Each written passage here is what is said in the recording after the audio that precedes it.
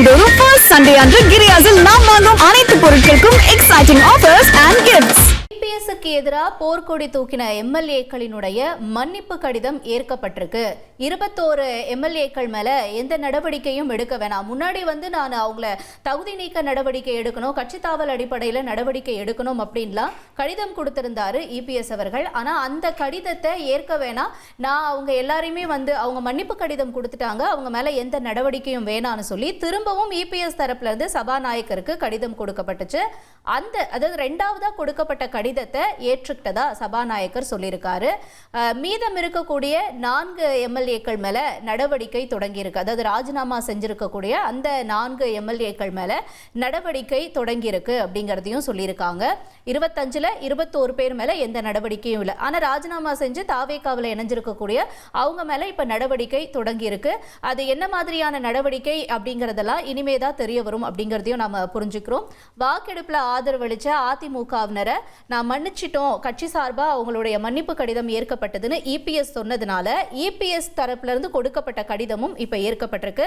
அதன்படி 21 எம்எல்ஏக்கள் மேல எந்த நடவடிக்கையும் இல்லை அப்படிங்கறத சபாநாயகர் அதிகாரப்பூர்வமா அறிவிச்சிருக்கார்.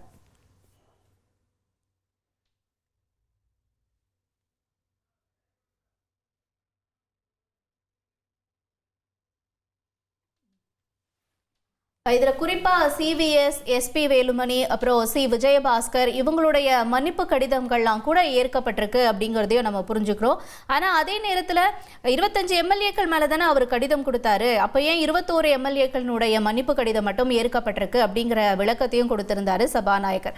அவங்க எல்லாம் மன்னிப்பு கடிதம் கொடுத்து திரும்ப அதிமுகவிலே போனதுனால அவங்க மேலே எந்த நடவடிக்கையும் எடுக்க வேணான்னு இபிஎஸ் கேட்டுக்கிட்டாரு. அவருடைய கடிதம் மூலமாக தான் இந்த 21 எம்எல்ஏக்கள் மேலே எந்த நடவடிக்கையும் இல்லை, அவங்களுடைய மன்னிப்பு கடிதம் ஏற்கப்பட்டிருக்கு. ஆனா அதே நேரம் மீதம் இருக்கக்கூடிய 4 எம்எல்ஏக்கள் யாரெல்லாம் ராஜினாமா செஞ்சு தாவேகாவில் இணைஞ்சிருக்காங்களோ அவங்க மேல சட்ட ரீதியிலான நடவடிக்கை எடுக்கப்படும். என்னென்ன நடவடிக்கை எடுக்கிறதுக்கான வாய்ப்புகள்லாம் இருக்கு அப்படிங்கிறத நாங்கள் இப்போ பரிசீலனை செஞ்சுட்டு வரோம். அதன் அடிப்படையில் நாங்கள் நடவடிக்கை எடுப்போம் அப்படின்னு சொல்லியிருக்காரு சபாநாயகர். கூடுதல் தகவலோட நம்மோட தலைமை செய்தியாளர் ராஜா அவர்களும் இணைஞ்சிருக்காரு, கேட்கலாம். ராஜா வணக்கம். இப்போ 25ல் 21 மன்னிப்பு கடிதம் ஏற்கப்பட்டிருக்கு. மீதி 4 பேருடைய மேலே இருக்கக்கூடிய நடவடிக்கை என்னவா இருக்கும்? சபாநாயகர் தரப்புல இருந்து இப்போ அதிகாரப்பூர்வமாக சொன்ன விஷயங்களையும் நீங்க பகிர்ந்துக்கோங்க. தமிழக சட்டப்பேரவை தொடங்கி இந்த தாவேகா ஆட்சி அமைத்த பிறகு அதிமுகவில் பல்வேறு குழப்பங்கள் நீடித்தது.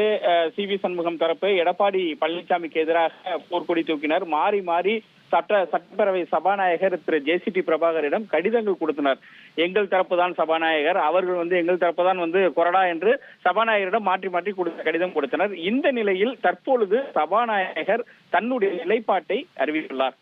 3 கருத்துக்களை தற்பொழுது சபாநாயகர் திரு ஜே.சி.டி. பிரபாகர் தெரிவித்துள்ளார். 3 விதமான தீர்ப்புகளை தற்பொழுது அளித்துள்ளார் செய்தியாளர்கள் முன்னிலையில். ஏற்கனவே பார்த்தபோது 21 பேர் மீது நடவடிக்கை இல்லை. 21 பேர் கடந்த 13ஆம் தேதி போன மாதம் 13ஆம் தேதி முதலமைச்சர் திரு விஜய் அரசுக்கு ஆதரவாக அதிமுகவினுடைய கொறடா உத்தரவை மீறி வாக்களித்தனர். 21 பேர் அரசுக்கு ஆதரவாக வாக்களித்தனர். ஆனால் அதிமுகவின் நிலைப்பாடு திரு விஜய் அரசுக்கு எதிராக வாக்களித்தனர். ஆகையால் 21 பேர் 25 பேர் ஆதரவாக வாக்களித்தனர். அதில் 4 எம்எல்ஏக்கள் ஏற்கனவே ராஜினாமா செய்துவிட்டனர். திரு இசை சுப்பையா, மரகதம் குமாரவேல், பெருந்துரை ஜெயக்குமார், அதே போல் தாராபுரம் சத்யபாமா ஆகிய இந்த 4 எம்எல்ஏக்கள் ஏற்கனவே ராஜினாமா செய்துவிட்டனர். ஆகையால் அவர்கள் கணக்கு வராது. 21 அதிமுக எம்எல்ஏக்கள் தங்களுடைய கடிதங்கள், அதாவது அதிமுக பொதுச் செயலாளர் திரு எடப்பாடி பழனிசாமிக்கு ஒரு கடிதம் எழுதியிருந்தனர். தங்களுடைய நிலைப்பாட்டில் தடுமாற்றம் இருந்தது. ஆகையால் நாங்கள் அதிமுகவின் பக்கம்தான் இருக்கிறோம் என்ற ஒரு கடிதம் எழுதியிருந்தனர். ஏற்கனவே அவர்களை தகுதி நீக்கம் செய்ய வேண்டும் என தரப்பு அதற்கு இந்த விளக்க கடிதத்தை கொடுத்த பிறகு அந்த கடிதத்தை சபாநாயகரிடம் ஏற்கனவே கொடுத்திருந்தனர் இபிஎஸ் தரப்பு. ஆகையால் சபாநாயகர் அந்த கடிதங்கள் மீது அவர்களுடைய கட்சிக்காரங்களே இப்ப அதிமுக பொதுச் செயலாளரே அந்த நடவடிக்கையை நீக்கிட்டாரு. அதனால அவங்கள அவங்க மேல எந்தவித நடவடிக்கையும் எடுக்க வேணாம்னு கேட்டுக்கிட்டாங்க அதிமுக பொதுச் செயலாளர் எடப்பாடி பழனிசாமி. அந்த அடிப்படையில் அந்த 21 பேர் கட்சி மாறி வாக்களித்த 21 பேர் மீது எந்தவித நடவடிக்கையும் இல்லை என்ற அந்த ஒரு உத்தரவை சபாநாயகர் பிறப்பிச்சிருக்கிறாரு. முதல் உத்தரவு அது.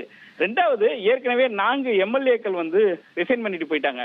சொன்ன மாதிரி அம்பாசமுத்திரம் எம்எல்ஏ இசக்கி சுப்பையா, அதே போல வந்து மதுராந்தகம் எம்எல்ஏ மரகதம் குமாரவேல், பெருந்துறை எம்எல்ஏ ஜெயக்குமார், தாராபுரம் எம்எல்ஏ சத்யபாமா, இவங்க 4 பேர் வந்து விஜய் அரசுக்கு ஆதரவாக வாக்களித்தனர். ஆனால் தங்களுடைய பதவியை ராஜினாமா செய்துவிட்டு நேரடியாக தாவேகாவில் போய் இருந்து விட்டனர். இவங்க ராஜினாமாவை நீங்க ஏற்கக்கூடாது, அவங்க மேல வந்து நீங்க வந்து நான் பதவி நீக்கம் செய்ய வேணும், அவங்கள வந்து நீங்க வந்து அவங்க மேல நடவடிக்கை எடுக்கணும்னு சொல்லிட்டு திரு இபிஎஸ் தரப்பு வந்து கடிதம் கொடுத்தது.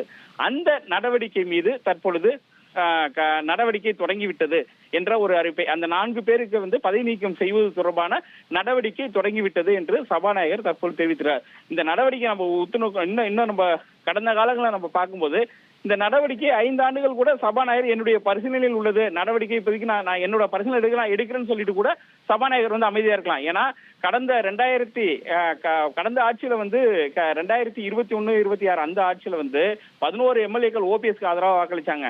அவங்க மேல கடைசி வரை நடவடிக்கை எடுக்கல. ஆகையால் வந்து நடவடிக்கை எடுக்கிறேன், அவங்க மீது நடவடிக்கை தொடங்கியிருக்கேன் அப்படின்னு சொல்லிட்டு திரு சபாநாயகர் ஜேசிடி பிரபாகர் தெரிவிச்சிருக்காரு.